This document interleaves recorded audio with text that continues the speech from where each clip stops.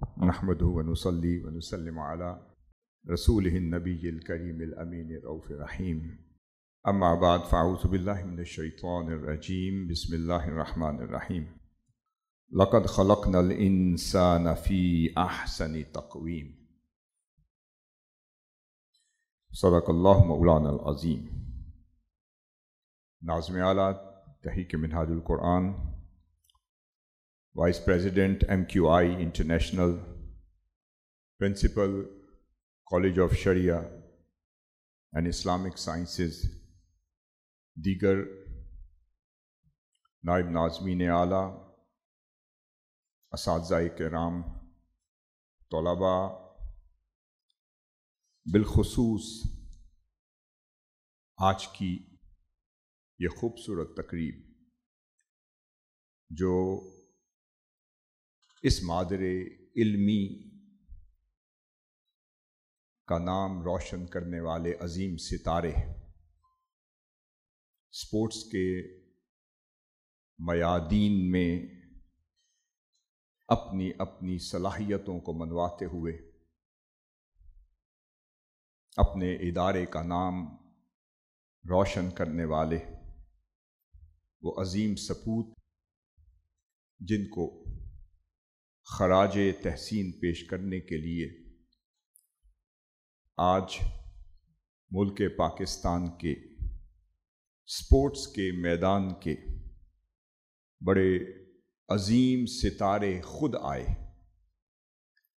میں آپ سب کو آپ کی تشریف آوری پر بھائیوں کو اور بہنوں کو سب کو خوش آمدید کہتا ہوں۔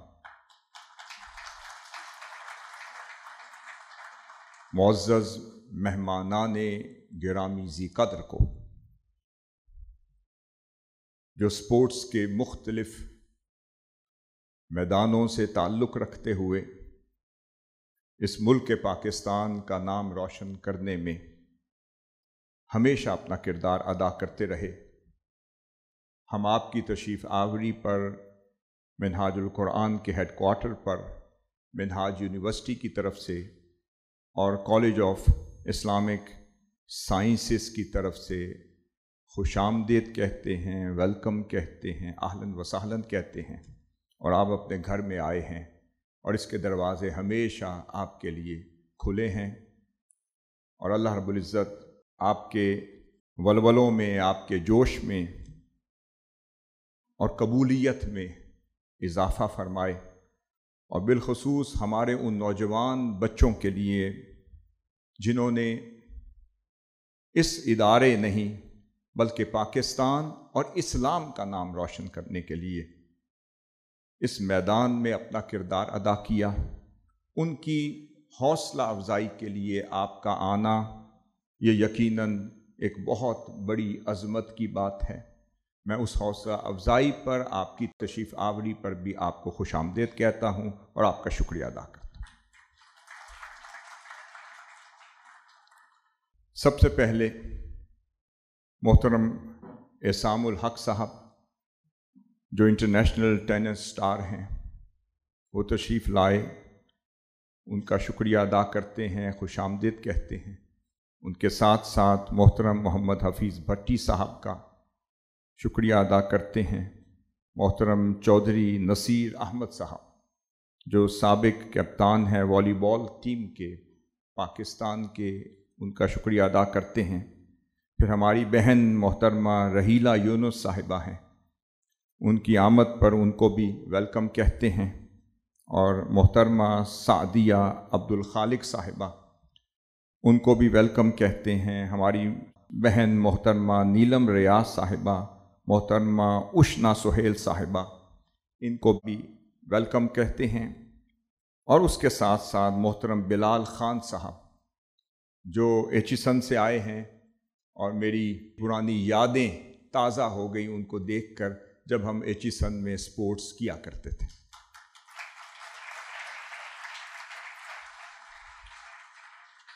میں اپنے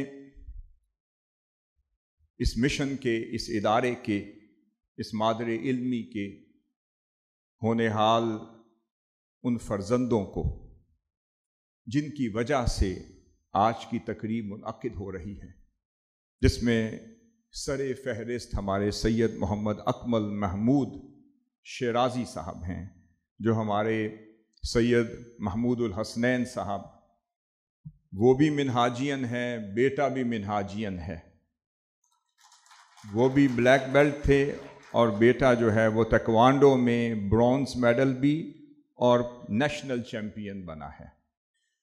اس پر میں انہیں مبارکباد دیتا ہوں، حضور سیدی شیخ الاسلام کی طرف سے، ادارے کی طرف سے، منہاج کی طرف سے، اور آپ سب کی طرف سے۔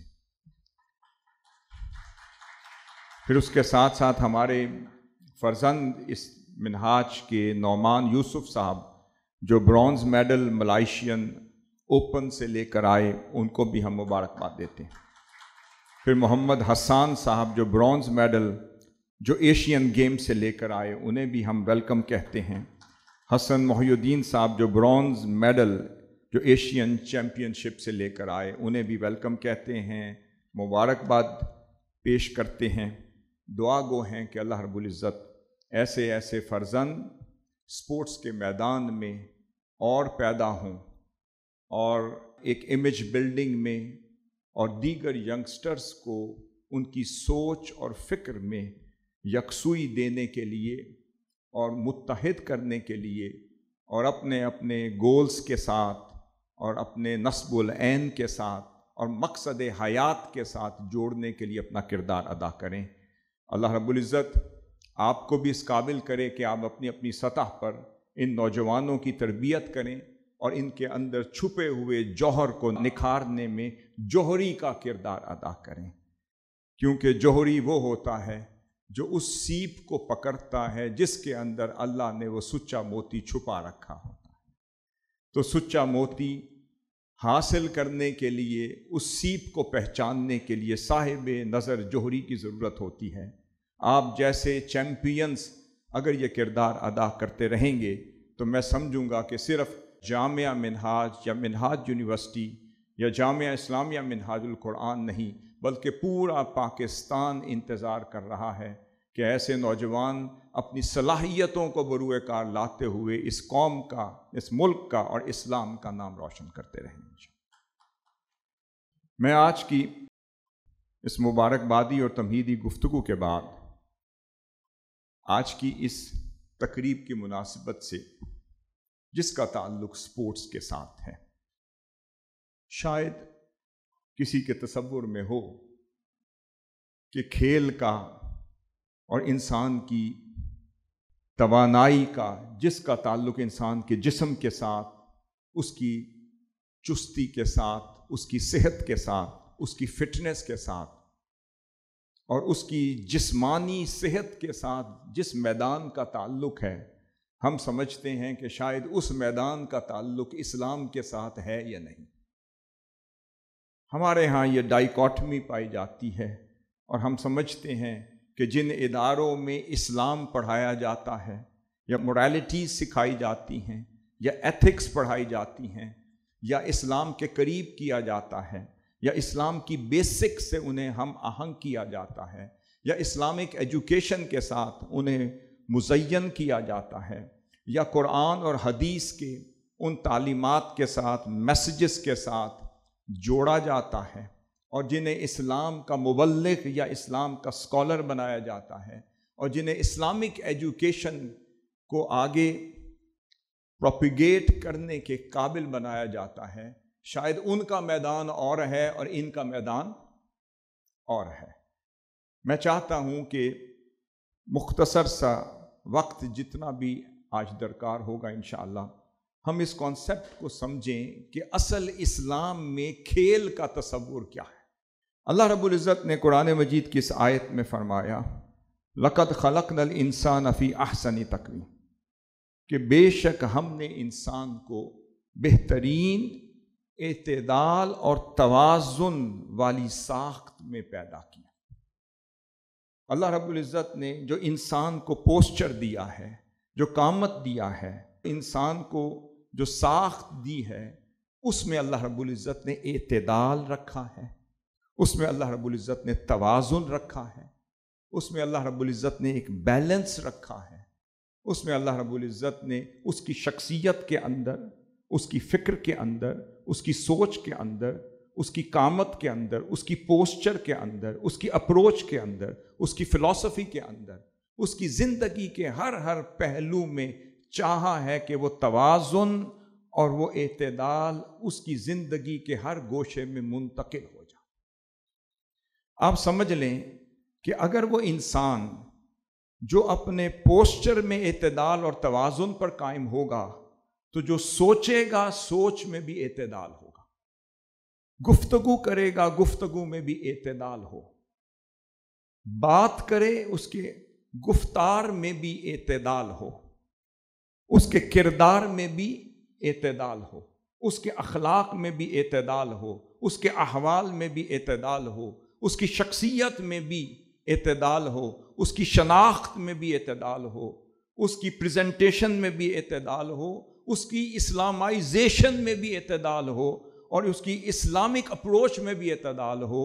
وہ اگر ممبر پر کھڑا ہو تب بھی معتدل نظر آئے، اگر ریاست کو سنبھال رہا ہو تب بھی معتدل نظر آئے، اور اگر سپورٹس کے میدان میں ہو تب بھی معتدل نظر آئے، اور اگر کسی ملک کو لیڈ کر رہا ہو تب بھی معتدل نظر آئے، کوئی فلسفہ دے رہا ہو کسی اکیڈمی میں، کالج میں، یونیورسٹی میں، اگر تعلیم دے رہا ہو تب بھی معتدل ہو۔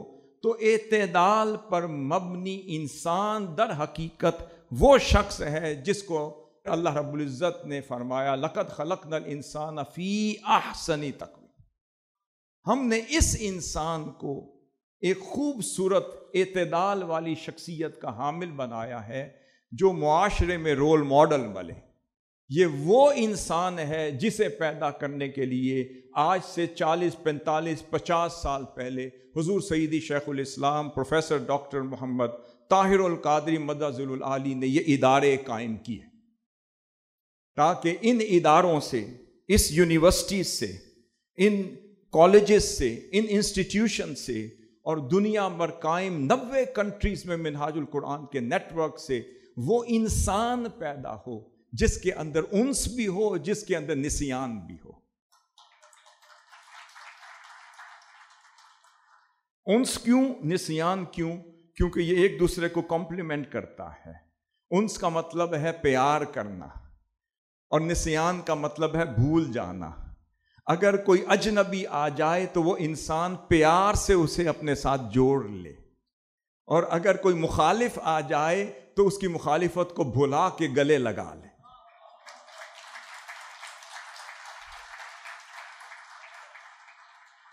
یہ بیسک اعتدال ذہن میں رکھ لیں، یہ انسان کے ہر گوشے میں منتقل ہوتا ہے۔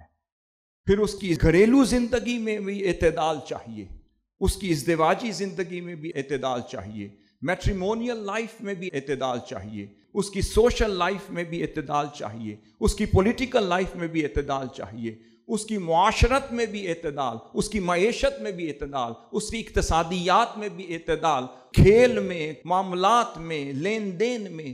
جب تک اعتدال قائم رہے گا سمجھ لیں انسانیت ہے۔ یہ جو ہم کہتے ہیں اب مومن ڈھونڈنا تو دور کی بات، مسلمان ڈھونڈنا تو دور کی بات، پاکستانی ڈھونڈنا تو دور کی بات، اب تو انسان تلاش کرنے پڑیں گے۔ اس کا مطلب کیا کہ وہ اعتدال لوز ہو رہا ہے، وہ بیلنس لوز ہو رہا ہے، انسان کا جو ایکویلیبریم ہے وہ اپ سائڈ ڈاؤن ہو رہا ہے۔ اور عدل کسے کہتے ہیں؟ کسی نے پوچھا، میں نے عرض کیا عدل کی ڈیفینیشن یہ ہے کہ وضع الشیء الی محلہ، ہر شے کو اس کی اپنی جگہ پہ رکھنا عدل ہے۔ جب آپ کا ایکویلیبریم ڈسٹرب ہوتا ہے تو جس کو جہاں ہونا چاہیے وہ وہاں نہیں ہوتا، پھر یہاں پر سلیکشن غلط ہو جاتی ہے۔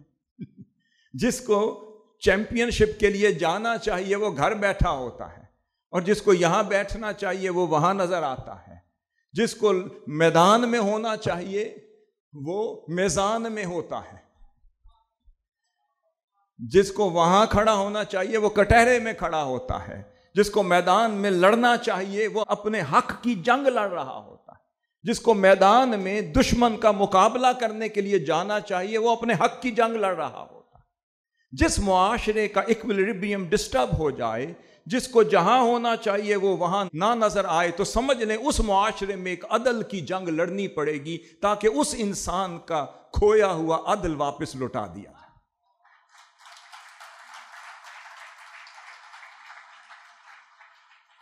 آپ لوگوں کے ساتھ بھی ناانصافی ہوتی ہے، ہم ہر وقت دیکھتے ہیں۔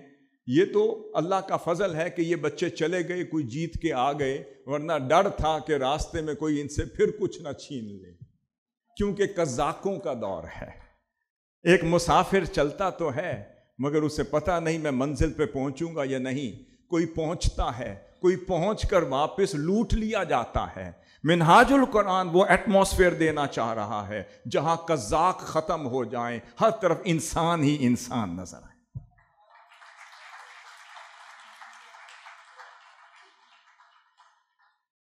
اللہ رب العزت نے لیڈرشپ کے لیے ایک ڈیفینیشن دی کہ کیسے لیڈر اللہ کو پسند ہیں، اور وہ لیڈرشپ اللہ رب العزت نے اپنے انبیاء میں منتقل کی اور ان کا ایک کرائیٹیریا دیا۔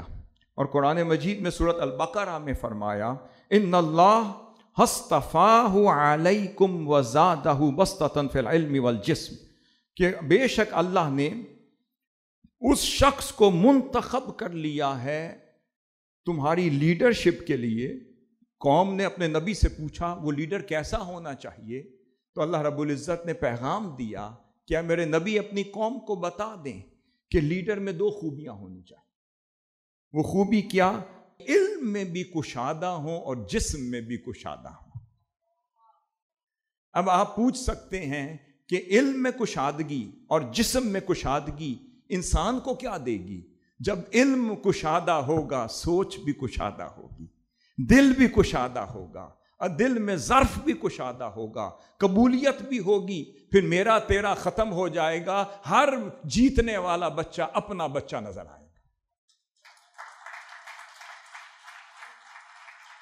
اور جب علم میں کشادگی ہوگی تو فتوے ختم ہو جائیں گے، علم میں کشادگی ہوگی تو اعتراض ختم ہو جائے گا، علم میں کشادگی ہوگی تنقید ختم ہو جائے گی، علم میں کشادگی ہوگی کرٹیسزم ختم ہو جائے گا، علم میں کشادگی ہوگی سٹیریوٹائپ اپروچ ختم ہو جائے گی، علم میں کشادگی ہوگی سائیکسٹک اپروچ ختم ہو جائے گی، علم میں کشادگی ہوگی انسان میں وسعت ہوگی، جسم میں وسعت ہوگی، دل کھلے گا تو پھر دل چاہے گا کہ میں سکھاتا چلا جاؤں آخری سانس تک، یہاں تک کہ پورا پاکستان کا ہر نوجوان چیمپئن بن جائے۔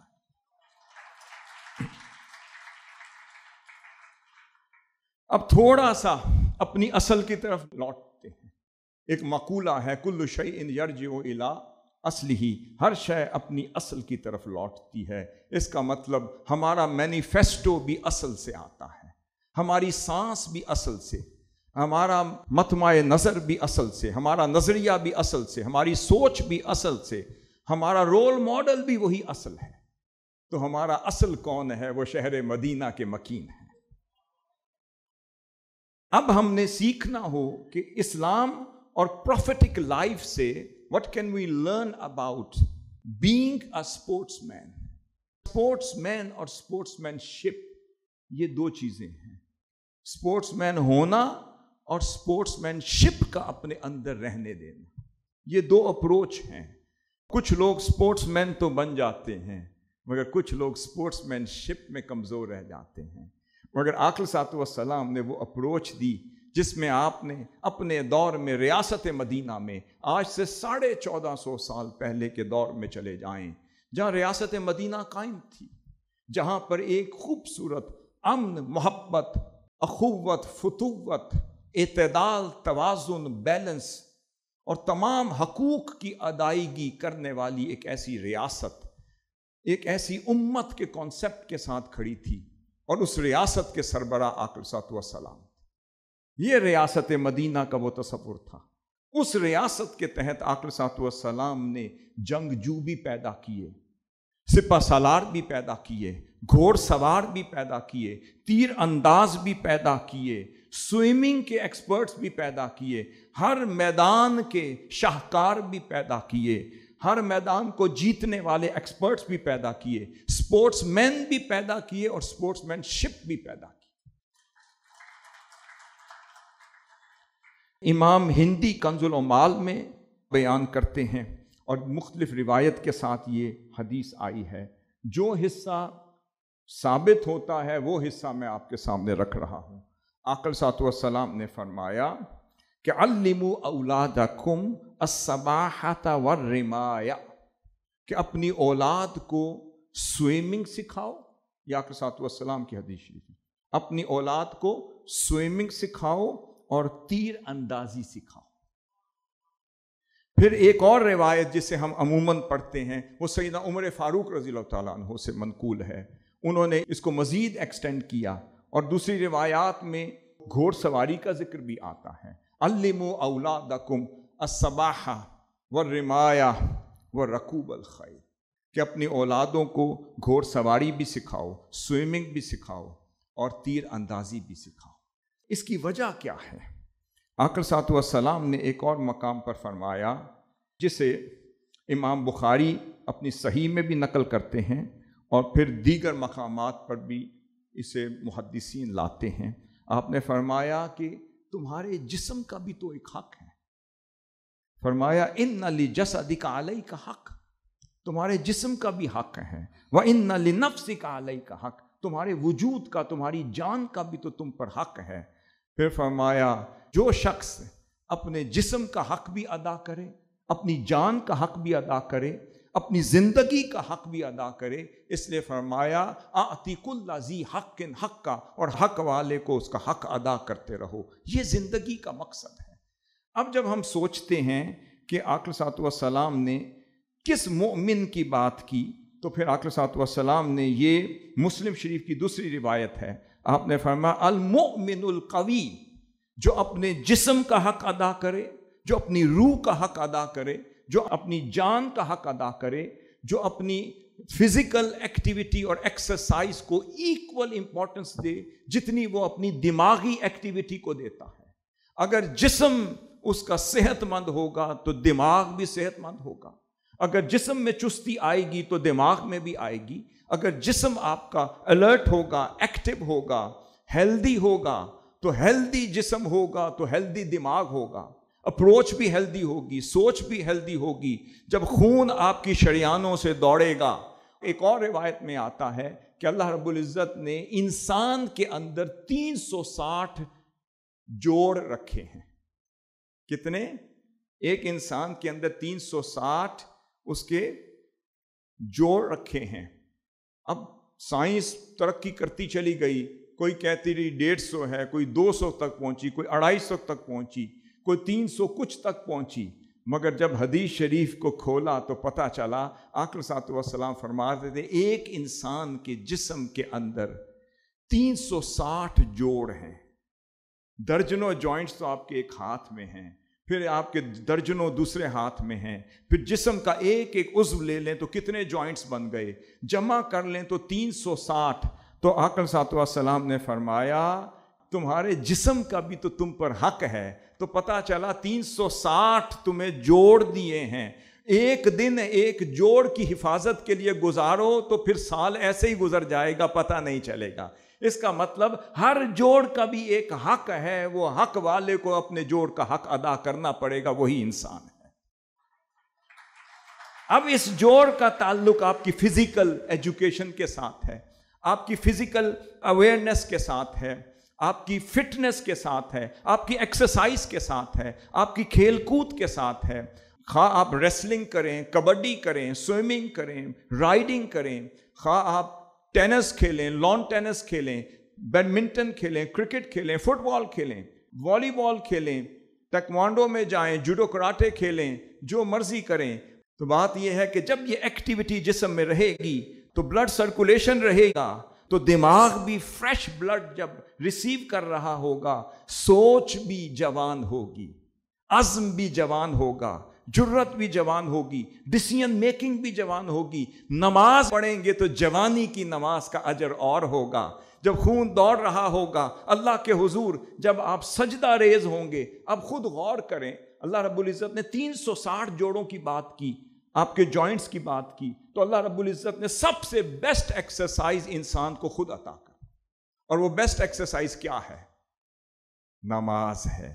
اور کتنی دفعہ؟ 5 دفعہ فرمایا ہے اس ایکسرسائز کے لیے میری بارگاہ میں آ جایا کرو، تاکہ اس اسپرچول ایٹماسفیئر میں کیا کرو؟ اللہ کو یاد کرو، مگر اس ایکسرسائز کے ساتھ کہ 360 جوڑ بھی تمہارے ساتھ میری یاد میں شامل ہو جائے۔ جب جھکو گے، سجدہ کرو گے، آپ کو پتہ ہے کہ ایکسرسائز ہوتی ہے جب ہم اپ سائڈ ڈاؤن ہوتے ہیں، سر نیچے کرتے ہیں تو سرکولیشن ہوتی ہے۔ آپ یوگا کرتے ہیں، آپ نیچے اپ سائڈ ڈاؤن ہوتے ہیں، سر نیچے کرتے ہیں تو کیا ہوتا ہے؟ وہ جو بلڈ جہاں جہاں ہوتا ہے وہ اسی وقت آپ کے سر کی طرف دوڑنا شروع کر دیتا ہے، پھر سارا دن آپ کو فریشنس محسوس ہوتی ہے۔ پھر اگر پورے جسم کی ایکسرسائز کریں تو ہر جسم جو ہے وہ جواں ہو جاتا ہے، وہ تحرک آ جاتا ہے، ایکٹیویٹی ہوتی ہے، خون دوڑتا ہے ہر عضو، تو پھر نہ کبھی کینسر ہوگا، نہ کبھی کوئی بیماری ہوگی، نہ کوئی عضو جو آپ کا کبھی کسی بیماری کا شکار ہوگا۔ اور انشاءاللہ تعالی اگر خون دوڑتا رہے گا تو آپ کی جوانی بھی دوڑتی رہے گی، آپ کا جذبہ بھی چلتا رہے گا، آپ کی ہمت بھی جوان رہے گی، آپ کی مسلمانیت بھی جوان رہے گی، اور پھر اسی بہانے جب اللہ کی بارگاہ میں آئیں گے تو اسپرچویلٹی بھی زندہ رہے گی، اور آپ کا جسم اور آپ کی سوچ اور فکر اور آپ کی روح، جسم اور آپ کا وجود جب مل کر، جب ایکسرسائز کے ساتھ، ایک ہے جسمانی ایکسرسائز جو آپ کرتے ہیں، ایک ہے روحانی ایکسرسائز جب اللہ کی بارگاہ میں حاضر ہو کر اس مصلی پر کریں گے، یہ دونوں ایکسرسائز جمع ہوں گی تو وہ انسان پیدا ہوگا جس کی بات کر۔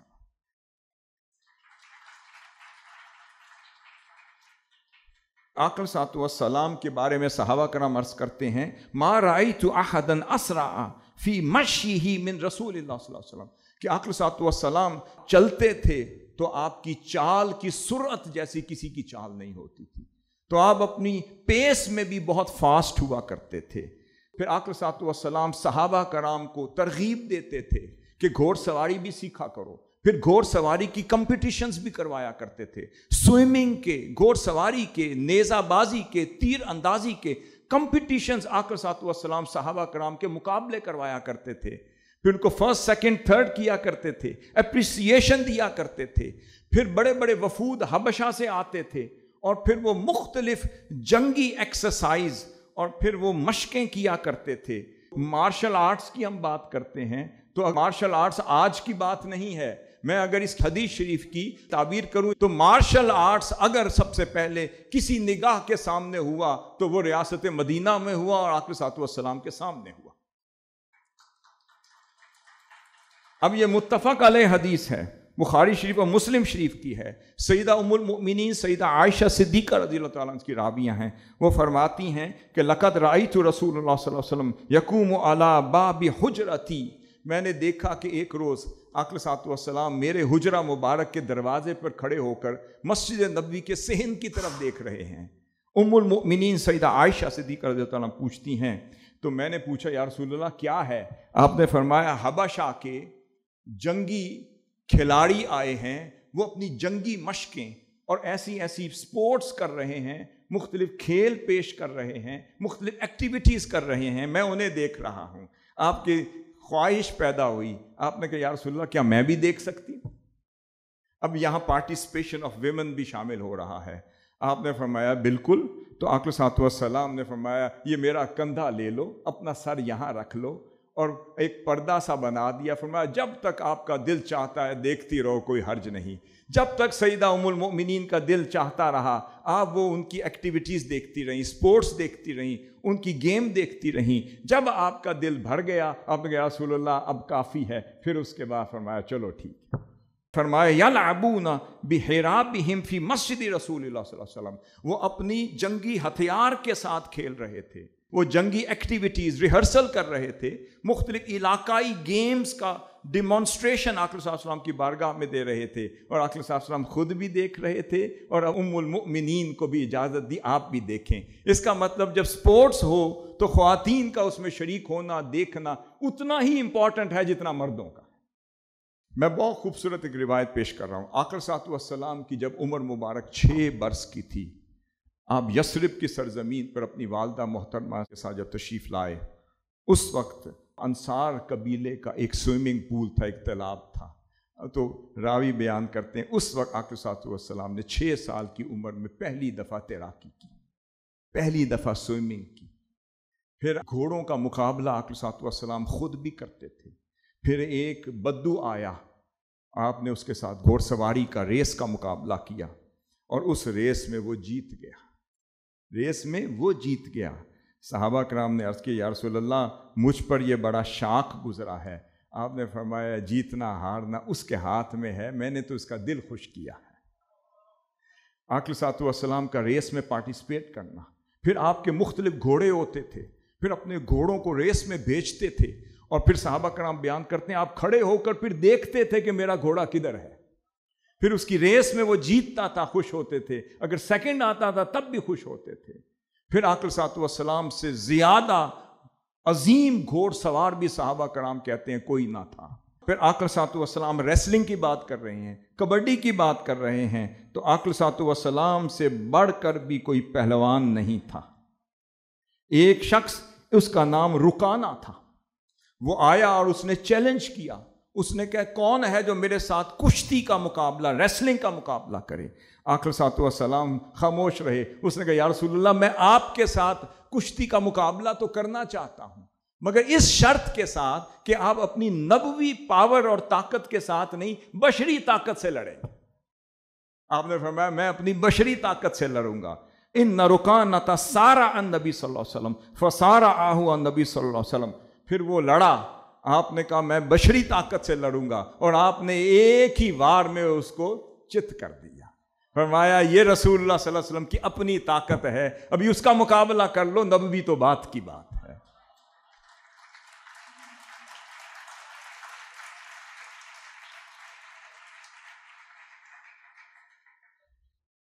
اپنی بہنوں کے لیے یہ بڑا خوبصورت پوائنٹ عرض کرنے لگا ہوں۔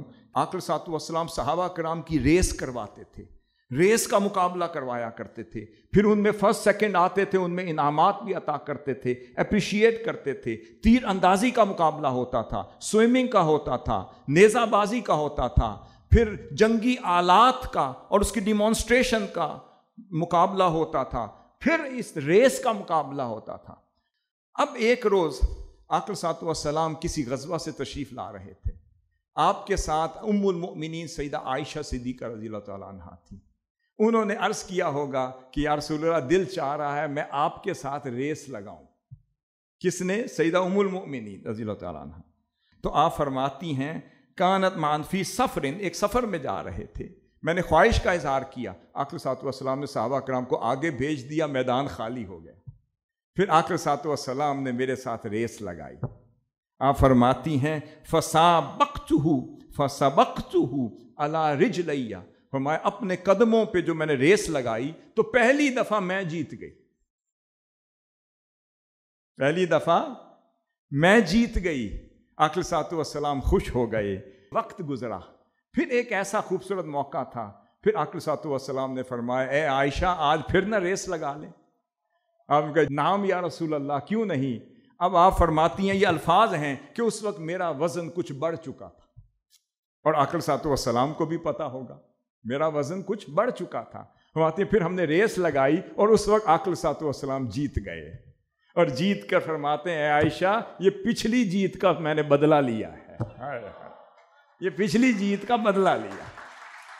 کبھی جیتنے دینا، کبھی کسی کی جیت پہ خوش ہونا، اور کبھی اپنی جیت پہ خوش ہونا، یہ اخلاق مصطفیٰ ہے۔ ہم کیا کرتے ہیں؟ اپنی جیت پہ تو خوش ہوتے ہیں، اگر کوئی اور جیت جائے تو دل میں خوشی پہنچتی نہیں۔ تو سپورٹس مین شپ کیا ہے کہ بھئی جو اچھا کھیل کے جیتے اس کی خوشی میں سب شریک ہوں۔ پھر ایک روز اسی طریقے سے میں یہ چند مثالیں دیکھ کر میں آپ کو ایک پوائنٹ پر لانا چاہتا ہوں۔ اس تصور کو ڈیولپ کریں کہ جو اچھی سپورٹس مین شپ ہے وہ اچھے لیڈرز کو پیدا کرتی ہے۔ جو آپ کے اعصاب مضبوط ہوں گے، آپ کا جسم مضبوط ہوگا، آپ باڈیلی اسٹرانگ ہوں گے تو آپ کی ڈیسیژن میکنگ بھی اسٹرانگ ہوگی، آپ کے ایکشنز اور ریفلیکسز بھی آپ کے اسٹرانگ ہوں گے۔ جو سپورٹس مین کی نگاہ ہوتی ہے وہ گھر میں بیٹھے ہوئے شخص کی نہیں ہو سکتی۔ حضور شیخ الاسلام کو آپ کسی بھی انداز سے جانتے ہوں گے، مگر ان کی شخصیت کا ایک پہلو میں آپ کے سامنے رکھنا چاہ رہا ہوں۔ حضور شیخ الاسلام فرماتے ہیں بچپن میں مجھ سے بڑا ریسلر اپنے ویٹ میں کوئی نہیں ہوتا تھا. اب ریسلنگ کا انداز بھی دیکھیں. آپ فرماتے تھے ہمارا ایک گروپ ہوا کرتا تھا, ڈن بیٹک ڈبل سٹ اپس اور ڈبل پش اپس کیا کرتے تھے, پھر ریسلنگ کرتے تھے, پریکٹس کرتے تھے, پھر اکھاڑے میں جا کے ایکسرسائز کیا کرتے تھے, مگر شرط یہ ہوتی تھی یہ وہی کرے گا جو 3 بجے پہلے تہجد کے لیے اٹھے. پہلے ان کی روحانیت کو مضبوط کرتے تھے. ایک ظاہر کا پہلوان ہے, ایک باطن کا پہلوان ہے. ظاہر کا پہلوان یہ ہے کہ جس کے مسلز مضبوط ہو جائیں, اور باطن کا یہ ہے جس کا دل مضبوط ہو جائے, جس کے دل میں اتنی طاقت آ جائے کہ جب اللہ کہے تو اس کی صدا وہ عرش تک پہنچ رہی ہو. اور ظاہر کا پہلوان یہ ہے کہ جب للکارے تو ہاتھ لگانے سے پہلے اس کا دشمن پہلے ہی چت ہو جائے. آپ فرماتے ہیں کہ میں بڑے بڑے پہلوانوں کے مقابلے میں 100-200 ڈبل پش اپس کیا کرتا تھا اور ڈبل سٹ اپس کیا کرتا تھا, اور کوئی شخص بھی میرے سامنے آتا تھا میں اسی وقت اس کو پہلے ہی وار میں ناک آؤٹ کر دیا کرتا تھا.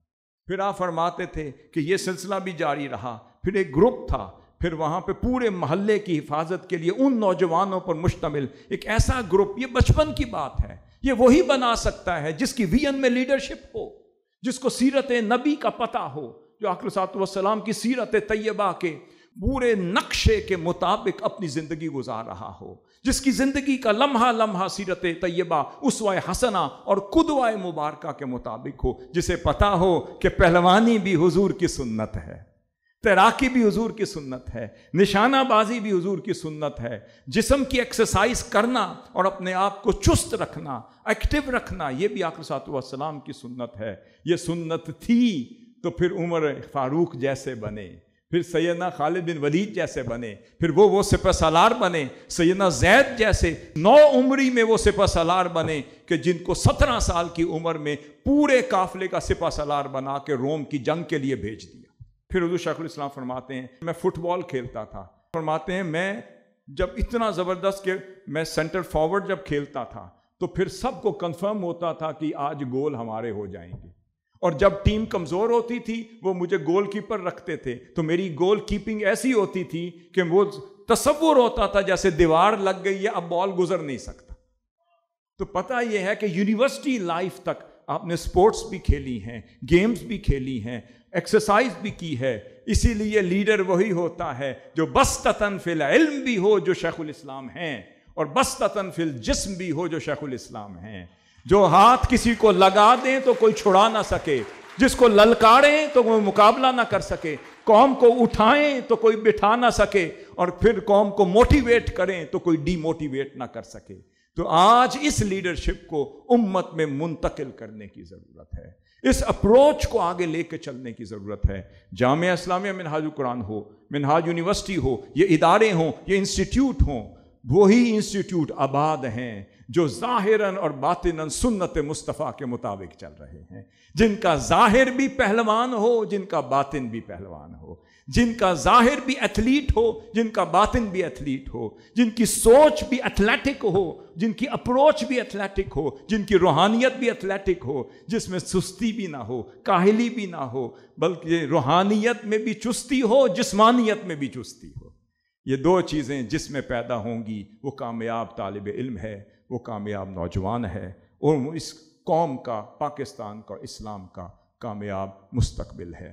آخری بات آپ کے ذوق کے لیے عرض کروں, محمد علی کلے جو باکسر تھے, جو ورلڈ چیمپئن تھے, جب وہ چیمپئن بنے تو انہوں نے پہلا دورہ پاکستان کا کیا, اور سب سے پہلے منہاج القرآن کے اسی سیکریٹریٹ میں آئے جہاں آج آپ موجود ہیں, اور آ کر سب سے پہلے منہاج القرآن کے فرسٹ لائف ٹائم ممبر بنے, اور پھر ہماری جو سپورٹس کی جو ایسوسیشن ورلڈ وائڈ تھی اس کے بھی وہ ہیڈ بن گئے.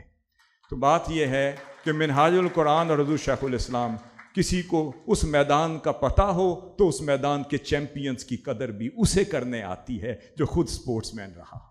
اس لیے آپ بیگانوں میں نہیں آئے, آپ اپنوں میں آئے ہیں. منہاج القرآن سپورٹس مین پیدا کر رہا ہے, آپ لوگوں کی مدد شامل حال رہے گی تو ہم چاہتے ہیں کہ یہ چھپا ہوا ٹیلنٹ نکھار کر لائیں, اور ایسے ٹیلنٹڈ نوجوان جن کا ظاہر بھی پہلوان ہو اور جن کا باطن بھی پہلوان ہو معاشرے میں بنا کر انہیں پیش کرتے رہیں۔ وما علینا الا البلاغ المبین۔